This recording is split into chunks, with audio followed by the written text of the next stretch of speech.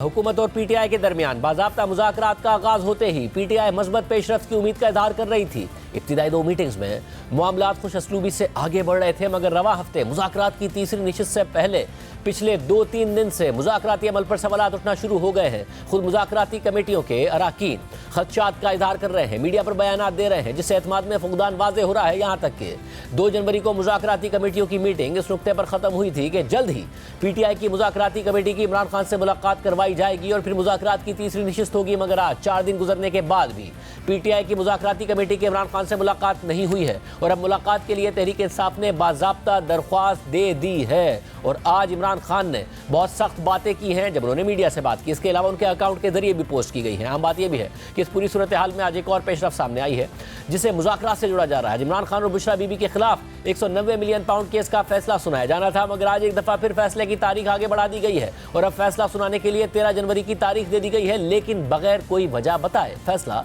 मौखर करने पर जहां हैरानी का इज़हार किया जा रहा है, तो वहीं इस पेशरफ्त को हुकूमत और पीटीआई के मुज़ाकरात के तनाजुर में देखा जा रहा है, क्योंकि 23 दिसंबर को भी ऐसा ही हुआ था। 23 दिसंबर को हुकूमत और पीटीआई के दरमियान मुज़ाकरात का पहला राउंड होना था और साथ ही 190 मिलियन पाउंड केस के फैसले की तारीख भी थी, लेकिन उस दिन एहतसाब अदालत के जज ने फैसला मौखर करते हुए 6 जनवरी की तारीख दे दी। मगर इस पर इमरान खान मौक़िफ़ दे रहे हैं कि उन पर दबाव बढ़ाने के लिए फैसले में ताख़ीर की जा रही है और वो फौरी तौर पर फैसला सुनाने का मुतालबा कर रहे हैं। ताहम हुकूमत और पीटीआई दोनों ये मौक़िफ़ भी इख्तियार कर रहे हैं कि 190 मिलियन पाउंड केस का फैसला जो भी आए उससे मुज़ाकराती अमल मुतासिर नहीं होगा। आज अडियाला जेल में इमरान खान से मुलाकात के बाद उनकी बहन अलीमा खान ने बैकडोर मुज़ाकरात की तरदीद करते हुए कहा कि हुकूमत तासुर देना चाह रही है कि इमरान खान भी उन्हीं की तरह एनआरओ लेकर बाहर आए। उन्होंने बड़ी कोशिश की कि इमरान खान 3 साल के लिए मुल्क से बाहर चले जाएं, फिर 6 महीने पर आ गए। फिर उन्होंने कहा कि हम आपको हाउस अरेस्ट में डाल देते हैं। फिर उन्होंने कहा कि आप चुप रहें और हमारी हुकूमत चलने दें। ताहम इन्होंने ये भी कहा कि ऐसी कोई ऑफर बराह रास्त नहीं आई।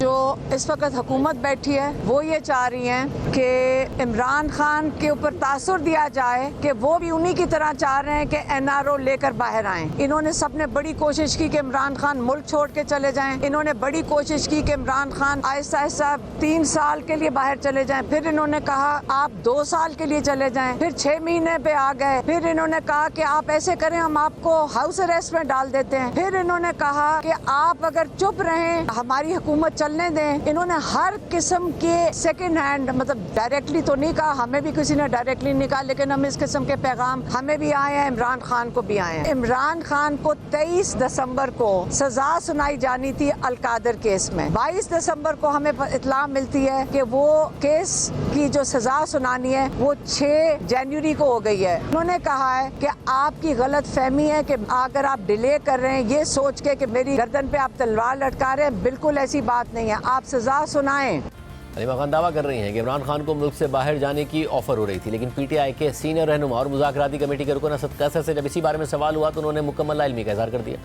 अलीमा खान साहब ने कहा इमरान खान साहब को पहले 3 साल बाहर जाने की ऑफर हुई, फिर 2 साल हुई, फिर मैंने ख्याल उन्होंने 6 महीने भी कहा। बात दुरुस्त है?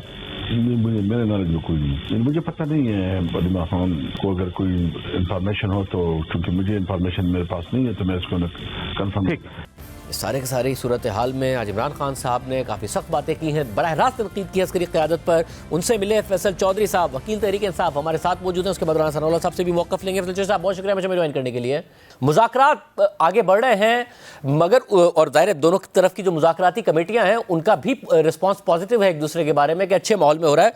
मगर आज इमरान खान साहब ने जो बात की पहले सहाफ़ियों से, उसके बाद उनके अकाउंट से जो ट्वीट भी किया गया, जो पोस्ट भी किया गया, उसमें उन्होंने बड़ी सख्त तनकीद की है अस्करी क़यादत पर भी।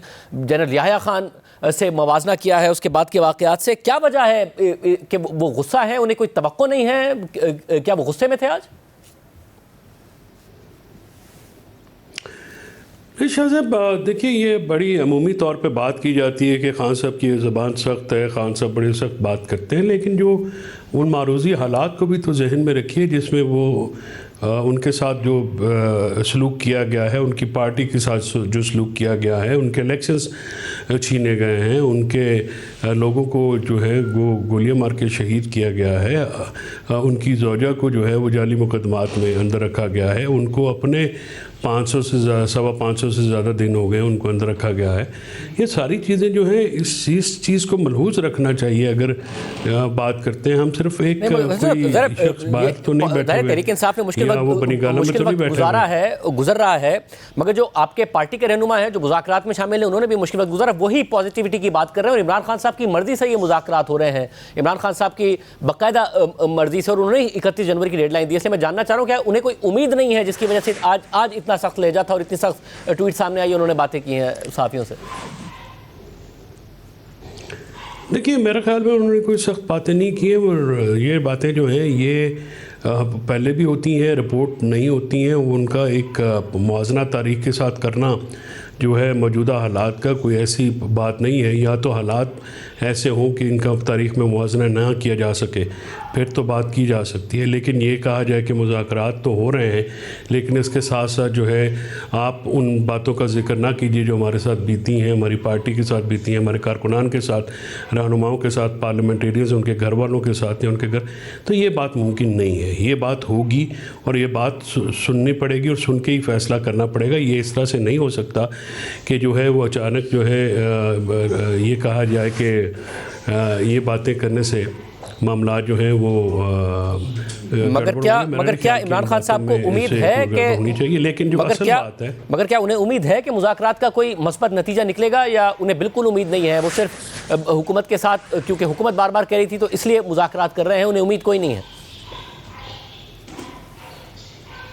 देखिए सर, हमने तो खान साहब ने एक ओपनिंग दी है हुकूमत को। दो जो डूबल मुतालबात हैं वो अब संजीदगी जो है हुकूमत ने दिखानी है।